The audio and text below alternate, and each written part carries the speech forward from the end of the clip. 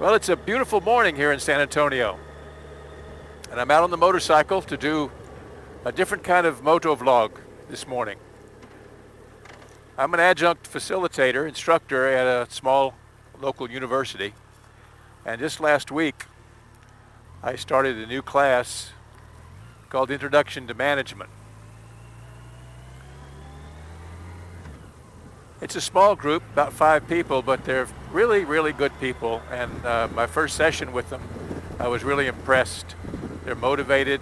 They are really exemplify so far some of the qualities that I want to talk about. Because this small university underpins all of its educational content around character, because we know that's what the business community wants. They want people who can do the job, but they also want people of high, solid character. And so we have the 7 pillars of character as part of the overall mission statement and as part of the content of all of our classes. And so in this class, I'm going to be talking about character. And so I thought maybe I would do a little motovlog here about that foundation subject, because last week when I was introducing myself at the first night in the class, and I mentioned that one of the things I do in my spare time was to ride around on a motorcycle talking into my helmet doing motovlogs, and nobody knew what a motovlog was, but they looked kind of surprised. And when they found out that I rode a motorcycle and stuff like that, they looked a little more surprised, and I could tell what they were thinking. They were probably thinking, that old man rides a motorcycle? And so they said, are we going to get to see one of your motovlogs? And so I thought this week, well, why don't I do something really different, and I'll just produce a motovlog for them, and maybe some other people out there can learn from it as well. So I want to talk about the 7 pillars of character here for a few minutes, and it's all about leadership, because leadership is more about being than it is about doing. Now, you can go into the bookstore and you can find a whole lot of books about leadership. There's leaderships by Buddha, there's leadership by Attila the Hun, there's leadership principles of Abraham Lincoln, and on and on and on and on and on. So it's pretty easy to find stuff that you should be doing as a leader. But what really matters is how you're being as a leader. And that's not something you turn on and you turn off. It's part of who you are, and it's part of character. So one of the first pillars of character is integrity. And that's doing the right thing even when nobody's watching. It's about doing the right thing even when it's not convenient. It's about knowing who you are and staying true to who you are. The second pillar of character is leadership. And your character is showing when you're exhibiting leadership, even when you don't have the official title of leader. When you're having the courage to stand up for what's right and to try your best to get people to follow you to a place where they normally wouldn't go by themselves. And that's what leadership is all about.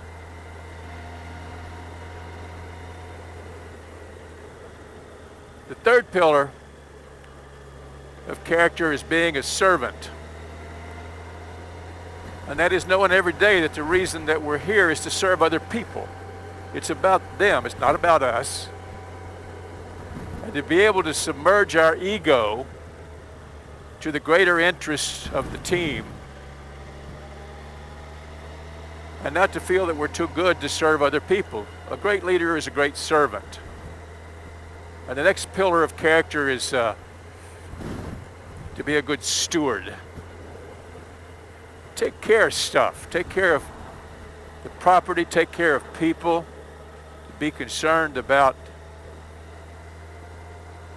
taking care of things. You think about a union shop steward, and the union shop steward's job is to take care of his or her people. The great leader is a great steward. The next principle is communication. A person reveals his or her character every day by the way they communicate. What is the overall tone of our communication? Is it negative or is it positive? Do we strike a balance? Do we communicate in a respectful way to people? It's all part of our character, and it's really hard to hide our character.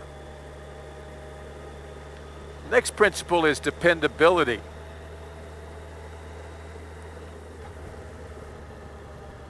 Companies want dependable people. They want people who can do the most basic thing required in a job, and that's just show up for work every day on time. Companies want people who understand that commitment is doing what you said you would do long after the mood has left you. And finally, the next pillar is agility.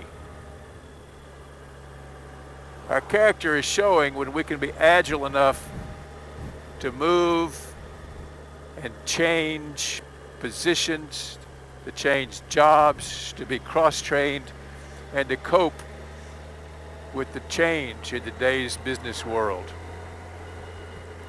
And we know it's frustrating, but it's a sign of our character when we're mature enough and we have enough emotional control to deal with change and just absorb it and move on and be better because of it. So those are the 7 pillars of character that we're talking about in our class, and working hard to link all of the content back to those principles of character, because this university wants to deliver graduates to the business community who understand some of these basic principles. And I know from my many years of experience that leadership and success has a lot more to do with being than it does with doing. So I hope this has been interesting to you. As always, post some comments down there, and I'll be looking for some comments from my class members to see if they watch this professorial lecture on the motorcycle this morning. All right, bye for now. Oh, by the way, don't forget to subscribe if you happen to show up in this channel.